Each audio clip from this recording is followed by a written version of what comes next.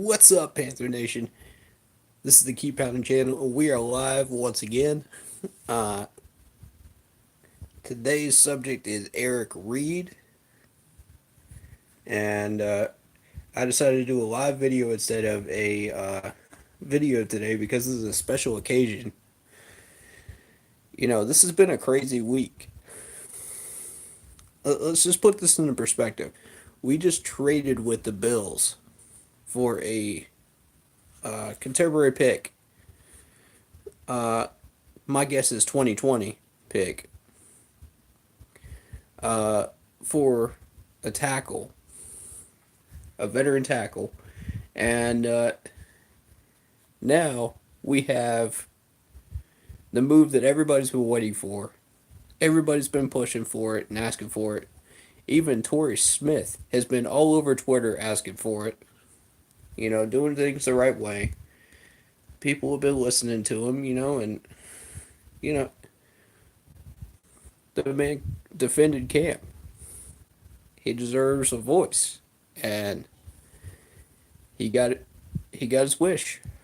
So I'm very, very pleased with this move by the management, Tepper, Marty, thinking ahead, knowing exactly what our weaknesses are and how to approach uh, finding a way to fix them. So I'm very, very pleased with what I've seen so far this year. Uh, we are right on schedule as far as my predictions are concerned. We are 2-1 going into the break. We now have Eric Reid that we signed in the bye week. He's got time to adapt to our system, and he's one of the top five safeties up there, in my opinion, and in everybody's opinion, really. So, this is a huge, massive sign for us, and I think this is gonna really propel us onto a run this year. Uh, so far, the NFC looks pretty weak. So, what I'm thinking is that we need to take this one game at a time and just try to win each game. Keep the foot on the pedal and hopefully get 12 wins at the end of the road. Uh, and I'm looking at our division opponents, I'm thinking if the Saints win or tie, we have to deal with the Saints in December twice. So if we beat them at least once and sweep the Bucks, beat the Falcons in the other game at home, I think we've got the division if we get enough wins. Now all that is depending on how many wins we get during the regular season throughout this long stretch that we're about to encounter after the break. I'm thinking Giants are going to be a win, Redskins are going to be a win. Neither one of them scare me right now. The Eagles have some weapons. That's going to be a problem. But I think we should be able to take that one. And that's all before Tampa Bay. And my question is, are they going to start Fitzpatrick or are they going to go back to Jameis Winston? And I think they're going to stick with Fitzpatrick, if I'm not mistaken. That's my prediction right now, but I don't know for sure.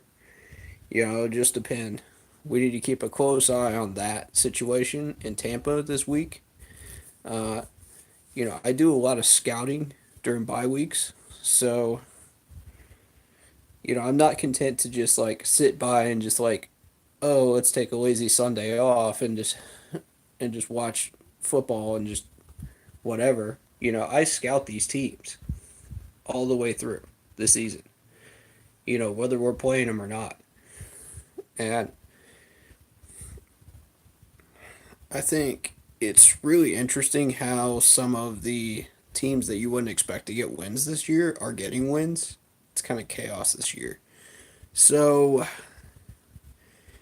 you know, New England's fallen off the wagon wheels. Pittsburgh's falling off the wagon wheels. So that means Jacksonville is temporarily in control of the whole AFC right now, in my opinion. But that helps everybody in the entire league, really. Because when you don't have those two top runners in the AFC controlling the whole thing over there, it benefits everybody as a whole. You know, everybody's chances at the Lombardi go up at least 20%. Um, and who knows if it'll stay that way, but that's definitely a positive thing to look at. But getting back to the moves we've made overall this week, I like what we did. Even though Eric Reid is filing that suit right now, you know, and it's been a crazy situation with safeties where there's not a lot of open markets for safeties to find jobs. So I think that was part of the reason that Eric Reid didn't have a job. But honestly, I, I'm wondering why nobody picked him up, because I think people are worried about the political aspect of it. The man did say he wasn't going to cause distractions in 2018. So, I you can either believe that or not believe it. I believe it. And apparently Tepper and Marty believed it. So, we're going to trust the process, and we know that he's an excellent coverage man and excellent tackler. So, that's going to do wonders in our backfield. Uh, I do think that Colin Jones had an off day on Sunday. I really do, because that was not what he typically does um, back there. And I kept telling people, I've been watching Colin Jones for however long he's been here, and that was not him out there. He took plays off. He had lazy tackling. He had just bad coverage in the end zone that gave up two touchdowns. And I'm just like, bruh, because I've been reading comments about people just saying, "Oh, he's been bad in coverage for forever," and I'm like, that's not what I saw, you know. So, agree to disagree. Unpopular opinion as usual, but I feel like we do need to do something about Captain Munnerlyn, because that's a potential problem. But that's a potential problem for another day.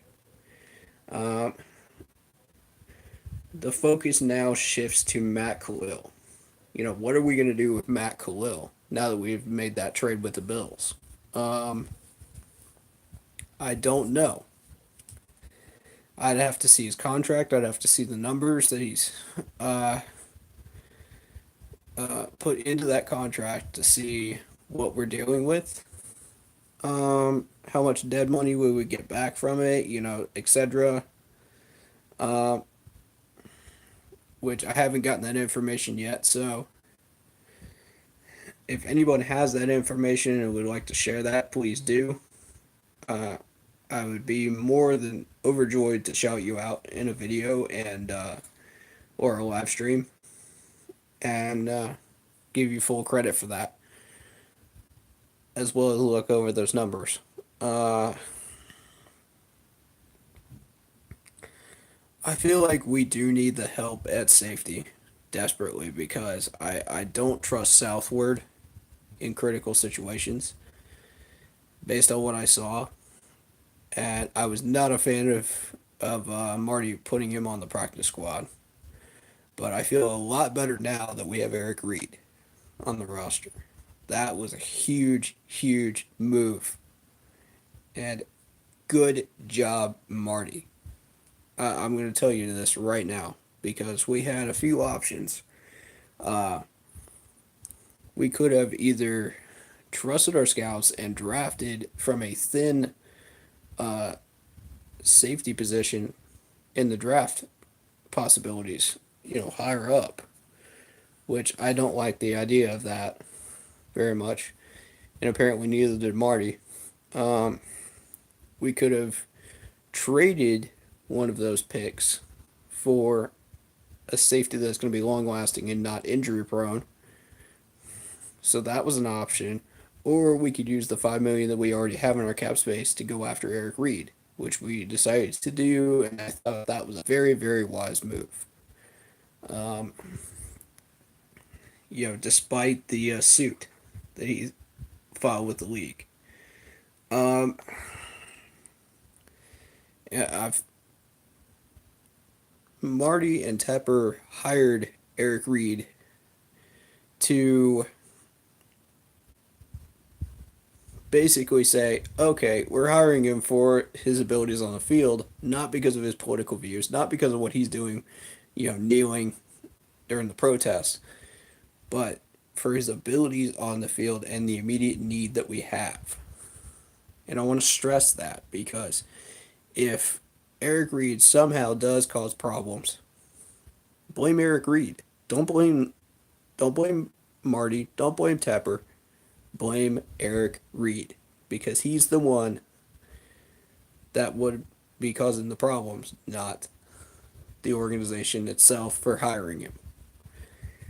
And I want to make sure that that's known, for future reference. This is going to be in a video on my channel. So, just so you know that. Um, I don't think he will. You know, like Eric said earlier, he's already said he's not going to cause any trouble. He's not going to be a distraction. So, I'm going to trust him and take his word on that. But hopefully things will pan out really, really well on our run this year. We got. I smell blood in the water with Pittsburgh. I do. After watching that Tampa Bay game, I'm starting to feel like we might actually have a shot at winning that game. Um, Pittsburgh is that one game that I call every single year that I say, oh, okay, this is going to be a loss, predictions wise. But when we win, it actually helps us hugely long term. It was the Patriots last year, I believe. Green Bay the year before, I think. Could be 2 years ago. I don't know. But still, same point. It's going to be helpful to us. Um, you know, I don't like to be that guy, but I'm usually right most of the time when I make predictions, and whenever I'm wrong, it vastly helps our team. I don't want to be that guy that's like, oh, I'm always right. No, I'm a human. I can make mistakes, and that's okay. But the mistakes I make, prediction wise and uh, analytical wise, help us vastly when it does happen. You know, um, I think we're on a good track right now to do some real damage. Um, yeah, I've said this before. There are about 6 teams that are hungry on our schedule that are targeting us and expect to get a win against us, to booster their path to the wild card or the division title. So, when you really, really dig down to it, we passed one of them so far. Cincinnati was the first one. Uh, I don't remember what the other ones were, but I'm sure they were in other videos. But currently, the Giants don't scare me in their first year with Gettleman. After the first year, that's when they become dangerous. So uh, I don't remember if that game is at home or away, but that's I think that game is at home if I'm not mistaken. Y'all correct me in the comments if I'm wrong. But the next time we play the Giants, we need to be very, very cautious because Gettleman has his system in place. He already knows a third of the team already. He knows what he's doing, and he knows the systems. He knows what he needs. He knows what he wants. So I think first year is analytical for him. He makes certain adjustments, stuff like that. But after that year, they start stepping up the ladder again, piece by piece, step by step, just like he did with us. So uh, I think if we double up OBJ, we should be okay. I think that we can handle the rest of them. We just have to be very, very careful. And I need Captain to not be Captain out there. That's what we need. We need Captain to not be his usual captain self for those first 3 quarters and actually do his job correctly. My biggest problem with Captain, and I've said this before, is he'll wait until the fourth quarter and then he'll start doing stuff. And I'm just like that's too late. Captain, that is too late. We need you for all 4 quarters. And I'll give him this. He jumps on fumbles. He does blitz well, but that's and he surprised me against the Bengals. He actually played really, really well against the Bengals, which I was very, very happy about. Um, and for once, I wasn't complaining about him. I was complaining about Colin Jones, and I was like, "What? Well, this is a welcome surprise." I'd rather have Colin have an off day and Captain have a good day one week, than the opposite. So, um, honestly, yeah, our main concern is back to Matt Khalil though, you know, and that's a good thing that we're focused on him. That is a very, very good thing that we're back to that concern instead of the defense. Um, we should have Dante back. We should have Samuel back. We should have Bird back. Um, and I think there's one other one that we should have back as well after the bye week. Um, so that's 3/4 of our injured reserve list, or just injured list in general, that we'll have back after the bye week. So that's encouraging. We'll also have Thomas Davis back after the Giants game. I think possibly one more game after that, maybe. No, I think it was just four. It was just four. Okay, so he'll be back after the Giants game. So um, we'll have that going for us as well. Uh, my concern is that we're gonna need everybody healthy going into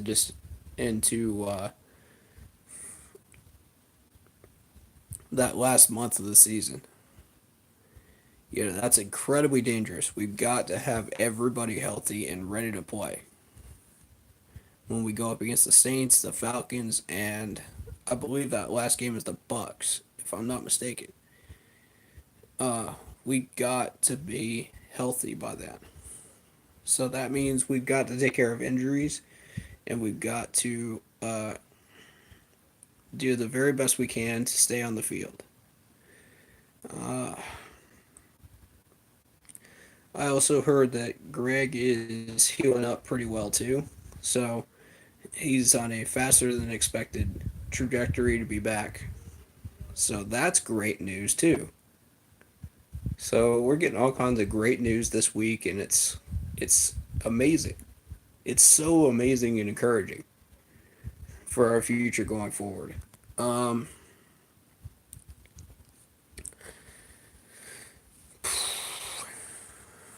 I guess